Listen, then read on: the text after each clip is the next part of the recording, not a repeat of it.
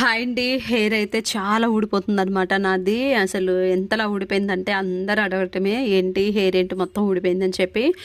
ఇంకా hair oil prepare చేసుకుందాం అని చెప్పి రీసెంట్గా ఊరు నుంచి అయితే నాకు కావాల్సిన ఐటమ్స్ అయితే తెప్పించుకున్నానండి. అదే కలబంద, గోరింతాకు, మందార ఆకులు, మందార పూలు, కరివేపాకు, ఇంకా బ్రింగరాజు, అదే గుంట గరగరాకు అంటారు కదా, అదైతే మా సైడు పొలాల్లో ఈజీగా దొరికేస్తుందండి. ఇంకా అవన్నీ తెప్పించుకొని నీట్గా వాటన్నిటిని కూడా వాష్ చేశాను. వాష్ చేసేసి ఫ్యాన్ గాలికి అయితే ఆరబెట్టేశానండి బెడ్షీట్ మీద.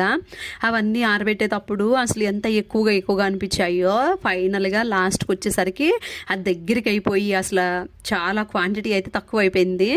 అయితే ఎలాగో గోరింతాకు తెప్పించాను కదా, ఆషాఢం బాగుండుతుంది అని చెప్పి పిల్లలకైతే మిక్సీ పట్టేసి పిల్లలిద్దరికీ కూడా మంచిగా గోరింతాకు అయితే పెట్టేశాను.